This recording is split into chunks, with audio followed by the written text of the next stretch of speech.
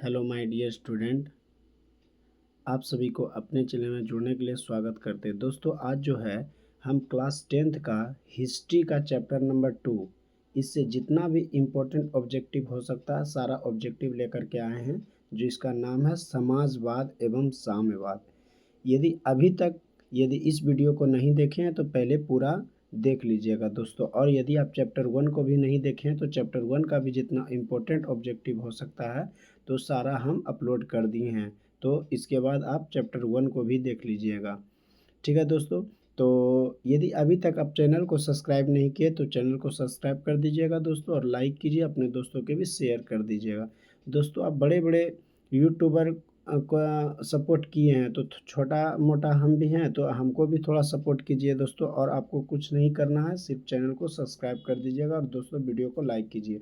इससे हमें भी प्रेरित होते हैं और मोटिवेट होते हैं दोस्तों, तो अच्छे से अच्छे कंटेंट लाने का प्रयास करते हैं।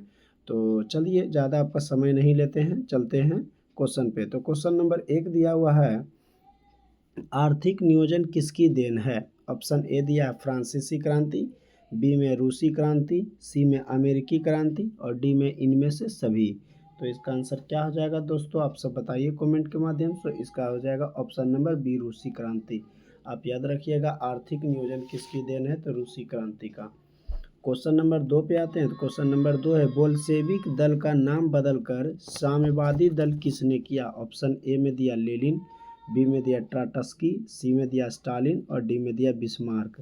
तो आप सब बताइए इसका आंसर क्या हो जाएगा। तो इसका आंसर हो जाएगा ऑप्शन नंबर ए हो जाएगा लेनिन। अगले प्रश्न पे चलते हैं। अगले प्रश्न 3 नंबर है कि रूस में कृषि दासता को किसने समाप्त किया? ऑप्शन ए लेनिन, बी में जार अलेक्जेंडर द्वितीय, सी में स्टालिन और डी में ट्राटस्की। तो इसका आंसर क्या हो जाएगा? इसका आंसर हो जाएगा ऑप्शन नंबर बी हो जाएगा जार अलेक्जेंडर द्वितीय।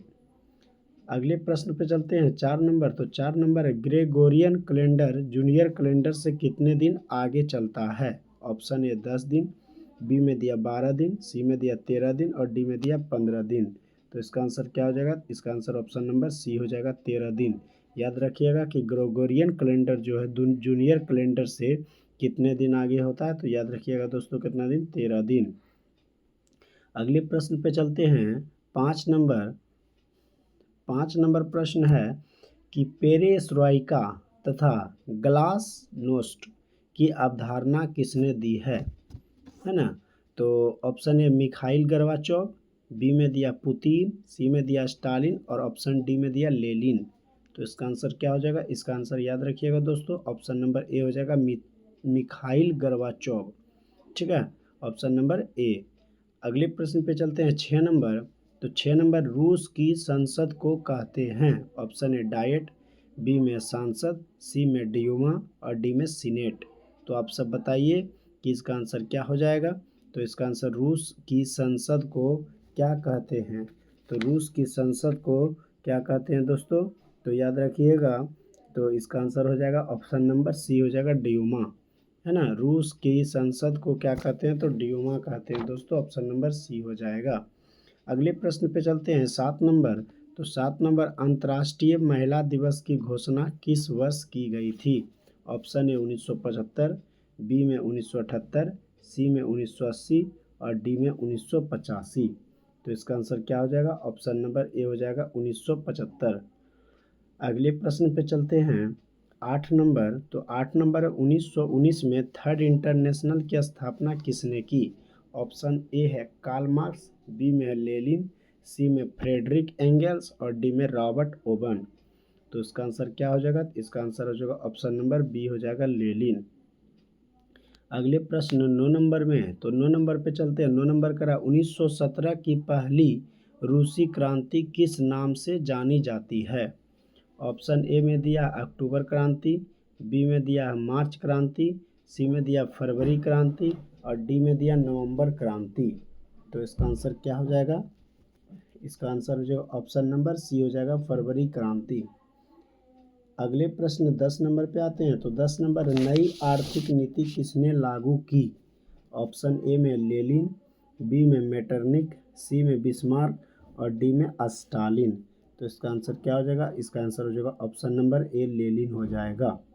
उम्मीद करते दोस्तों आपको अच्छी तरह से समझ में आ रहा होगा और आपको याद भी होंगे। आप स्वस्थ होंगे, मस्त होंगे और पढ़ने में व्यस्त होंगे दोस्तों, है ना?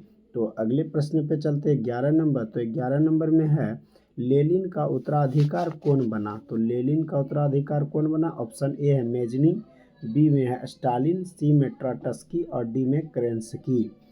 तो इसका आंसर क्या हो जाएगा? इसका आंसर हो जाएगा ऑप्शन नंबर बी हो जाएगा स्टालिन। याद रखिएगा दोस्तों, क्या हो जाएगा? स्टालिन। ठीक है, अगले प्रश्न पे चलते हैं 12 नंबर। तो दोस्तों अभी तक यदि चैनल को सब्सक्राइब नहीं किए हैं तो दोस्तों चैनल को सब्सक्राइब कर दीजिए, है ना? क्योंकि हम भी बहुत मेहनत करके वीडियो लाते हैं दोस्तों। तो अभी जो है बहुत छोटा चैनल है कह सकते हैं। तो 312 है दोस्तों। इस वीडियो में कम से कम आप दोस्तों इसको 330 पूरा दे दीजिएगा। कितना हो जाएगा? 330 हो जाना चाहिए दोस्तों। तो और हम अच्छे से अच्छे कंटेंट लाने का प्रयास करेंगे दोस्तों। अभी जो है 312 है, इसको उम्मीद करते हैं कि आप जो है 330 पूरा कर दीजिएगा। ठीक है, अगले प्रश्न है रूस में कृषक दास प्रथा का अंत कब हुआ? ऑप्शन ए में दिया 1861, बी में 1862, सी में 1863 और डी में 1864। तो इसका आंसर क्या हो जाएगा? ऑप्शन नंबर ए हो जाएगा 1861। अगले प्रश्न 13 नंबर पे आते हैं। तो 13 नंबर है रूस में जार का अर्थ क्या होता है? ऑप्शन है पीने का बर्तन, बी में पानी रखने का बर्तन मिट्टी और सी में दिया रूस का सामंत और डी में रूस का सम्राट। तो रूस में जार का अर्थ होता है, क्या होता है? तो रूस का सम्राट। ऑप्शन नंबर डी हो जाएगा। अगले प्रश्न पे चलते हैं 14 नंबर। तो 14 नंबर है कार्ल मार्क्स का जन्म कहाँ हुआ था? ऑप्शन ए इंग्लैंड है, बी में जर्मनी है, सी में इटली है और डी में रूस है। तो इसका आंसर क्या हो जाएगा? इसका आंसर हो जाएगा option number B. Karl Marx का जो जन्म हुआ था कहाँ हुआ था दोस्तों? जर्मनी में। याद रखिएगा। देखिए कितना प्रीवियस ईयर है दोस्तों। आपका एग्ज़ाम जो है 2027 में होगा तो उसमें भी दोस्तों सब प्रीवियस ईयर क्वेश्चन रहेगा। तो आप जो है अभी से मेहनत करते जाइए तो अंतिम जो है टाइम में सिर्फ आपको रिवीजन करना होगा दोस्तों। इसलिए अभी जो है आप बहुत मन लगाकर पढ़िए और बहुत ज़्यादा मेहनत कीजिए दोस्तों। यदि आप अभी मेहनत कर लेते हैं तो बाद में जो अंतिम एग्ज़ाम के समय में आता आप कम भी मेहनत कीजिएगा दोस्तों तो आसानी से रिजल्ट हो जाएगा। सिर्फ आपको क्या रिवाइज करना, रिवीजन करते हुए चले जाना अंतिम में, है ना? तो अभी जो है मेहनत बहुत ज़्यादा कीजिए दोस्तों। एक एक करके क्वेश्चन जो ऑब्जेक्टिव हो या सब्जेक्टिव हो आप एकदम याद किया कीजिए और उसको लिखने का प्रैक्टिस ज़्यादा कीजिए दोस्तों। और सबसे ज़रूरी हैंड राइटिंग।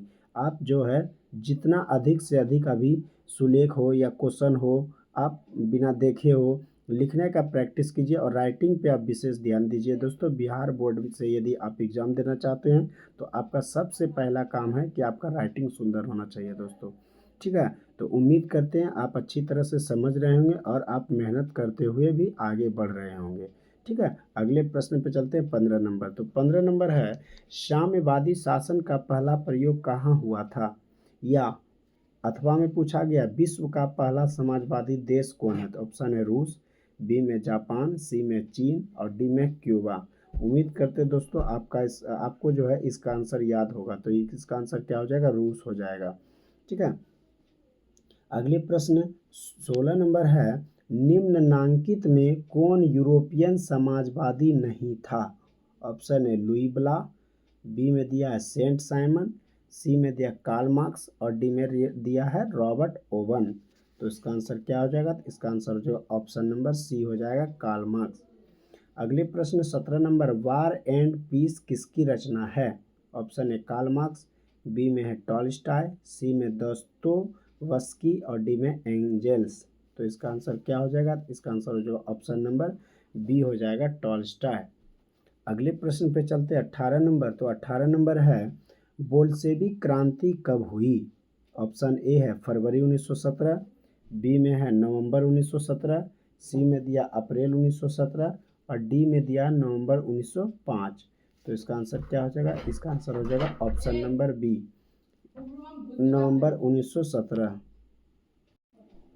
अगले प्रश्न पे चलते हैं 20 नंबर पे। तो 20 नंबर क्वेश्चन है, 20 नंबर प्रश्न है दोस्तों कि लेनिन की मृत्यु कब हुई थी। तो ऑप्शन ए है 1921, बी में 1922, सी में 1923 और डी में दिया 1924। तो इसका आंसर क्या होगा आप सब बताइए। तो इसका आंसर याद रखिएगा 1924। अगले प्रश्न पे चलते हैं 21 नंबर। 21 नंबर प्रश्न है, ब्रेस्ट लिटोवस्क की संधि किन देशों के बीच हुई थी। ऑप्शन है रूस और इटली, बी में रूस और फ्रांस, सी में रूस और इंग्लैंड, डी में दिया रूस और जर्मनी। तो इसका आंसर क्या हो जाएगा, इसका आंसर हो जाएगा ऑप्शन नंबर डी हो जाएगा रूस और जर्मनी। याद रखिएगा कि ब्रेस्ट लिटोवस्क की संधि जो हुई थी रूस और जर्मनी के बीच हुई थी। किसके बीच हुई तो दोस्तों, तो रूस और जर्मनी के बीच, याद रखिएगा। अगले प्रश्न 22 नंबर पे आते हैं। तो 22 नंबर है, रूस का पहला समाजवादी कौन था। रूस का पहला समाजवादी कौन था। ऑप्शन है स्टालिन, बी में प्लेखानोव, सी में लेनिन और डी में दिया टॉलस्टॉय। तो इसका आंसर हो जाएगा ऑप्शन नंबर बी हो जाएगा प्लेखानोव। याद रखिएगा ऑप्शन नंबर बी हो जाएगा प्लेखानोव। रूस का पहला समाजवादी कौन था, प्लेखानोव था।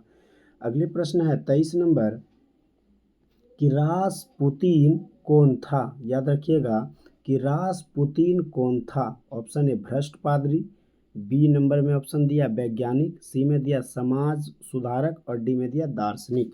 तो इसका आंसर हो जाएगा ऑप्शन नंबर ए हो जाएगा भ्रष्ट पादरी। अगले प्रश्न 24 नंबर पे आते हैं। 24 नंबर दिया हुआ है कि नई आर्थिक नीति कब लागू की गई। नई आर्थिक नीति जो है कब लागू की गई। तो याद रखिएगा कि नई आर्थिक नीति जो है कब लागू की गई। ऑप्शन में है 1921, बी में दिया 1923, सी में दिया 1920 और डी में दिया 1924। तो इसका आंसर क्या हो जाएगा, इसका आंसर हो जाएगा ऑप्शन नंबर ए हो जाएगा 1921। याद रखिएगा ऑप्शन नंबर ए हो जाएगा 1921। नई आर्थिक नीति जो है लागू कब की गई, 1921 में। ठीक है, याद रखिएगा 1921 में। अगला दिया है कि अब किसने लागू किया था दोस्तों, तो याद रखिएगा लेनिन। ये भी याद रखिएगा कि लेनिन ने किया था। ठीक है, अगले प्रश्न है दास कैपिटल। 25 नंबर क्वेश्चन है, दास कैपिटल की रचना किसने की।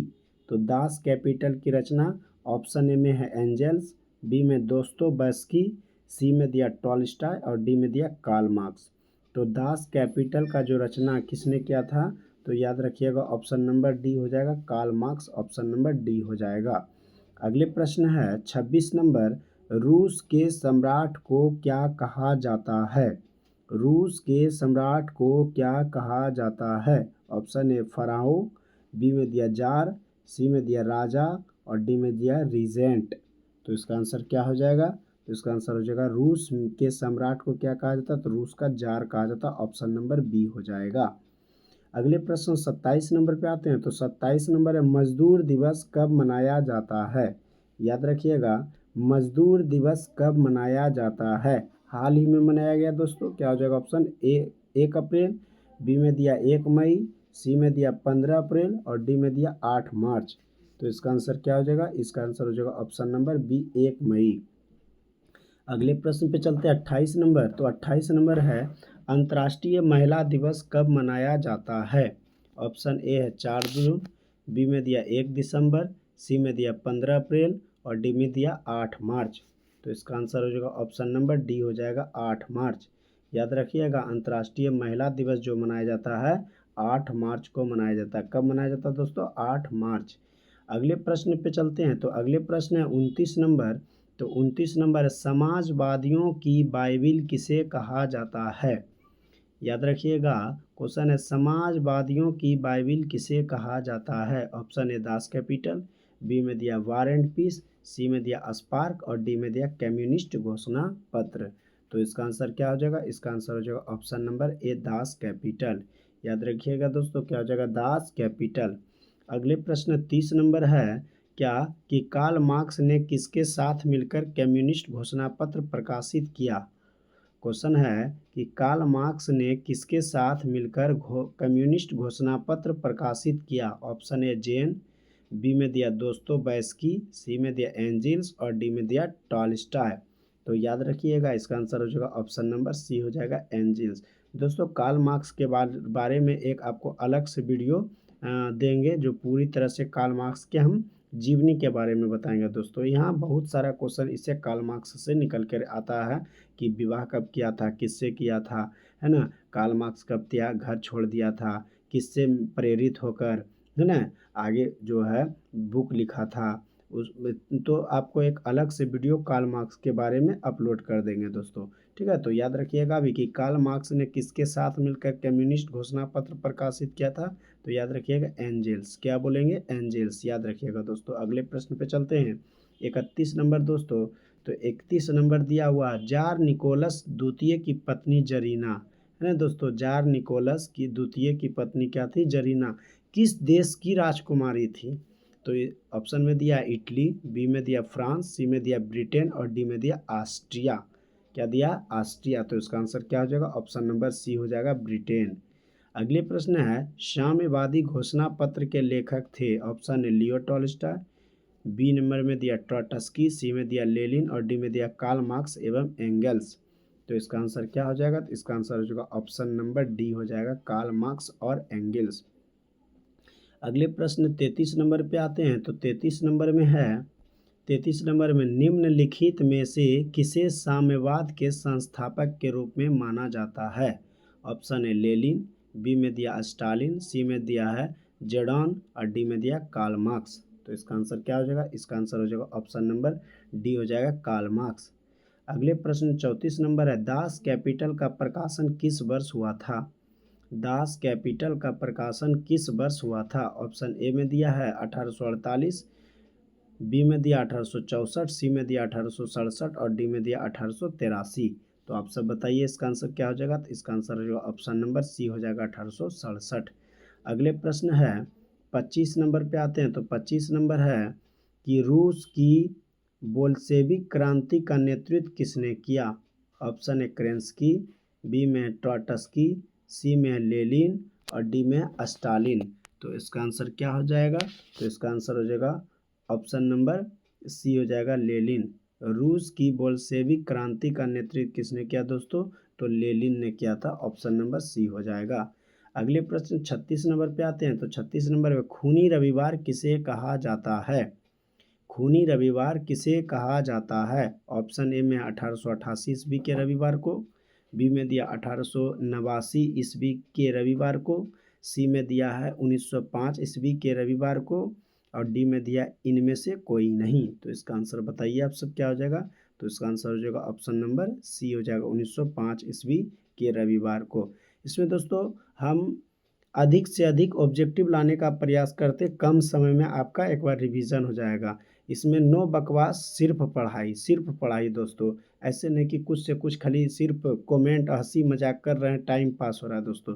आप यदि सही से ध्यान देते हैं तो आपको सारा ऑब्जेक्टिव याद हो जाएगा दोस्तों। चैप्टर 1 भी हम करवा दिए, चैप्टर 2 भी करवा दिए। पहले पूरी तरह से हिस्ट्री के सारा चैप्टर को हम कवर करेंगे, उसके बाद भी हम दूसरे चैप्टर को लाएंगे दोस्तों। एक एक करके सारा चैप्टर कंप्लीट कर देंगे, जिसमें कि आपका 230 नंबर सिर्फ ऑब्जेक्टिव से पूछा जाएगा दोस्तों। आपका डबल रहेगा, लेकिन 230 नंबर जो आपका सब्जेक्टिव टोटल नंबर मिलाकर जो आपका ऑब्जेक्टिव आएगा 230 नंबर 6 सब्जेक्ट मिलाकर के आएगा दोस्तों।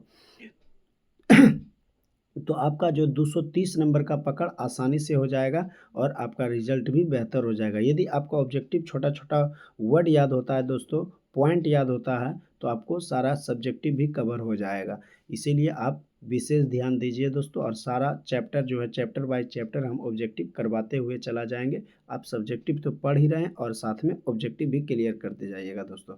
चलिए ज़्यादा हम समय नहीं लेते हैं। तो 36 नंबर क्वेश्चन हो गया, आगे बढ़ते हैं। और यदि अभी तक चैनल सब्सक्राइब नहीं किए तो दोस्तों आप इतना मदद कर दीजिए कि आप चैनल को सब्सक्राइब कर लीजिए दोस्तों। सब्सक्राइब करने से दोस्तों ये होगा, जब भी वीडियो अपलोड करेंगे तो नोटिफिकेशन सबसे पहले आपके पास जाएगा दोस्तों कि वीडियो अपलोड हो चुका। आप आसानी से क्या कर सकते हैं, इसको देख सकते हैं। तो चलिए 38 नंबर प्रश्न पे आते हैं। तो 37 नंबर नहीं हुआ, 37 नंबर प्रश्न पे आते हैं।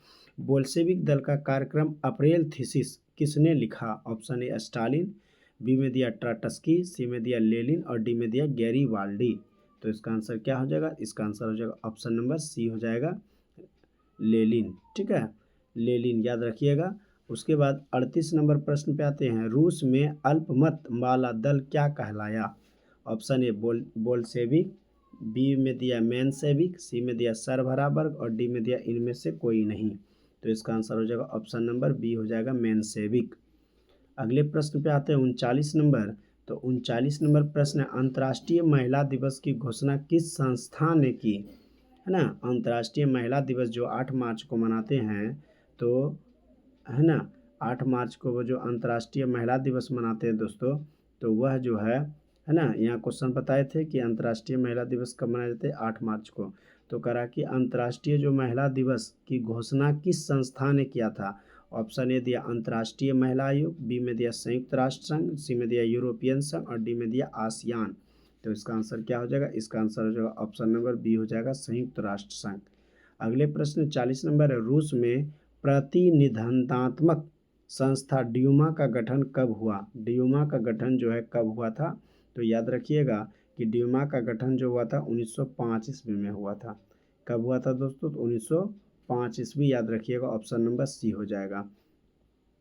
41 नंबर प्रश्न है, 41 नंबर है, किस संधि के तहत रूस प्रथम विश्व युद्ध से बाहर हो गया। किस संधि के तहत जो है दोस्तों रूस जो है प्रथम विश्व युद्ध से बाहर हो गया था, है ना।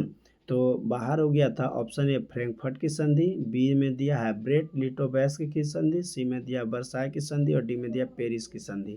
तो इसका आंसर क्या हो जाएगा, इसका आंसर जो ऑप्शन नंबर बी हो जाएगा दोस्तों ब्रेस्ट लिटोवेस्क की संधि। अगले प्रश्न 42 नंबर में, वैज्ञानिक समाजवाद का जनक किसे माना जाता है। एकदम दोस्तों वीवीआई प्रश्न इस चैप्टर का, चैप्टर नंबर 2 का, कि वैज्ञानिक जो है समाजवाद का जनक किसे माना जाता है। Option A Saint Simon, B में दिया रॉबर्ट ओवेन, सी में दिया कार्ल मार्क्स और डी में दिया फ्रेडरिक एंगल्स। तो इसका आंसर क्या हो जाएगा, इसका आंसर हो जाएगा ऑप्शन नंबर सी हो जाएगा कार्ल मार्क्स। वैज्ञानिक समाजवाद का जनक किसे कहा जाता है दोस्तों, तो कार्ल मार्क्स को कहा जाता है। कार्ल मार्क्स को ही समाजवादियों का बाइबिल भी कहा जाता है दोस्तों, आप याद रखिएगा। ठीक है, आज की सेवा यहीं हम समाप्त करते हैं, है ना दोस्तों। तो उम्मीद करते हैं आप जो है 330 प्लस कर दीजिएगा आप दोस्तों। ठीक है, तो अपने दोस्तों के पास शेयर कर दीजिए, और यदि आपका घर में फ़ोन भी है तो आप एक दूसरे से फ़ोन से सब्सक्राइब भी कर दीजिएगा दोस्तों। आप इतना तो मदद कर दीजिए दोस्तों, क्योंकि आप बड़े बड़े यूट्यूबर को और बहुत दूर तक पहुंचा चुके हैं, तो छोटा मोटा हम सबको भी आगे लेकर चलिए दोस्तों। धन्यवाद।